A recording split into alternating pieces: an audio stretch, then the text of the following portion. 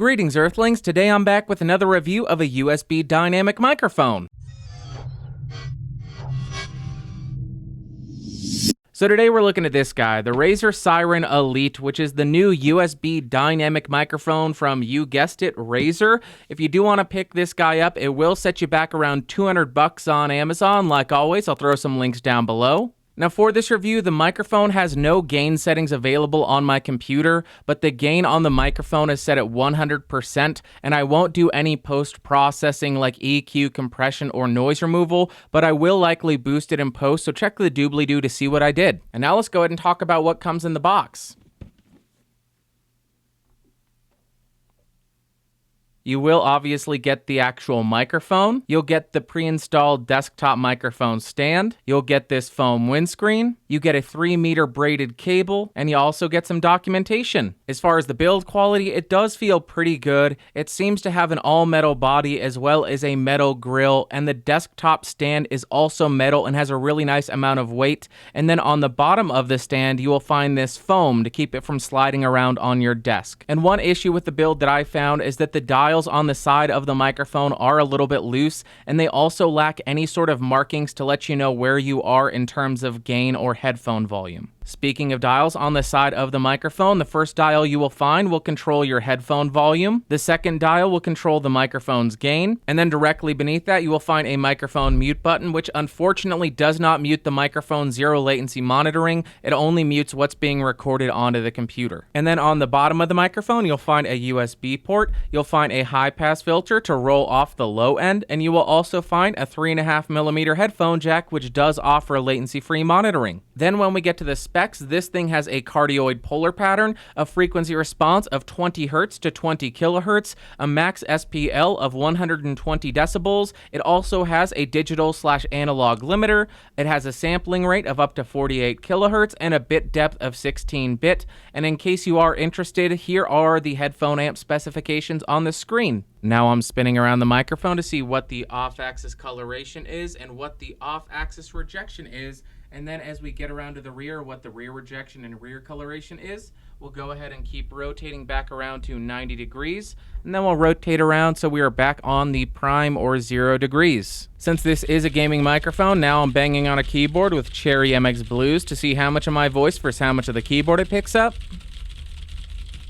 Okay, so right now I'm speaking into the microphone and I do not have the high pass filter enabled. And now I've enabled the high pass filter, and this is how the microphone sounds with that bass roll off turned on. Now I'm right on top of the microphone to test the proximity effect. About 1 foot away from the microphone, about 2 feet away from the microphone, and about 4 feet away from the microphone. Okay, now I have the microphone connected directly to a Windows 10 PC. The computer's gain setting is at 77%, and the gain on the microphone, I'm guessing, is at around 25%. And this is the audio we're getting, and I played around with this quite a bit, and this is the best I could get it to sound. So since this doesn't have any markings to indicate what level I'm at, and I am currently at 100%, I'll just drop this to 0 and slowly increase it until I hit 100% so you can hear what kind of noise is generated by this microphone.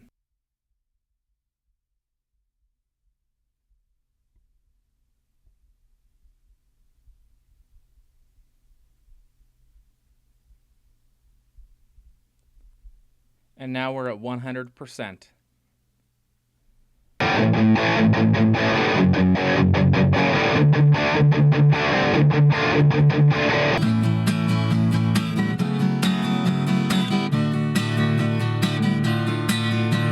Razer, I really wanted to like this microphone, but I don't.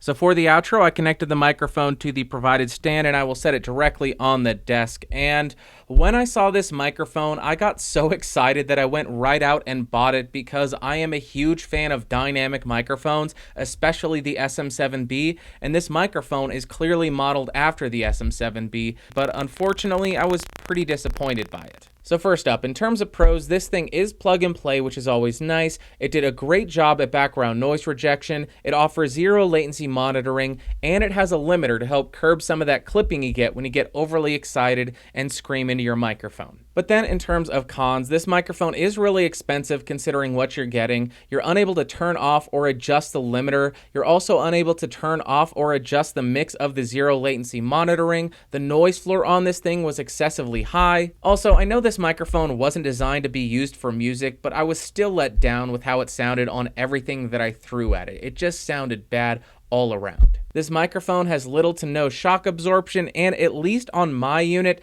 the headphone amp was almost deafening with the amount of noise it caused. Now, I'm not sure if that's the case across all production units of this microphone, so I will be replacing it, and if I find the replacement unit to have a much better headphone amp, I'll go ahead and make a video for the Podcastage 2 channel and link it in the upper corner here for you to check out and follow up with. So my overall thoughts of this microphone are, on paper, it's a nearly perfect streaming microphone because it's a dynamic USB microphone that does a good job with background noise rejection. It has a limiter to keep you from clipping when you get overly excited and start screaming, and it offers zero latency monitoring with a decent headphone amp. But when it comes to the execution of this microphone, it simply doesn't live up to the hype because the noise floor is way too loud, the limiter is excessive, and you're unable to adjust it or turn it off. You're unable to turn off or adjust the mix of the zero latency monitoring, and to be honest, at least on my unit, the headphone amp can kind of suck. And just a quick side note, in case you're thinking that because this unit has a bad headphone amp,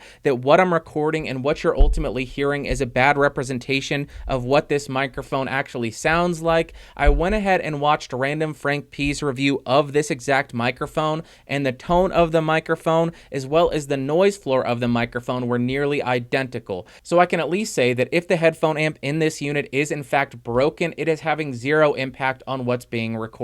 So would I recommend this microphone? No, but let me go ahead and say this. I am really proud, or at least I should say really excited, that Razer is starting to make steps in the right direction in terms of their offerings, because a dynamic USB microphone that has a limiter and zero latency monitoring are all features that I would really want on my perfect gaming microphone, but unfortunately on this iteration right here, they just completely missed the mark. But I honestly can't wait to see Razer refine and improve this microphone, because maybe on the next version or the next iteration, they will have perfected it and made the perfect USB gaming microphone. Alright guys, that's going to do it for today. If you enjoyed the video, go ahead and give me a thumbs up. If you hated it, thumbs down. If you want to influence what I review, go to geeksrising.com/podcastage and go cast a vote there. If you want more videos like this, click the logo beneath me. Check out the Discord server, link in the description, and I will see you all later. Thanks for watching. Bye.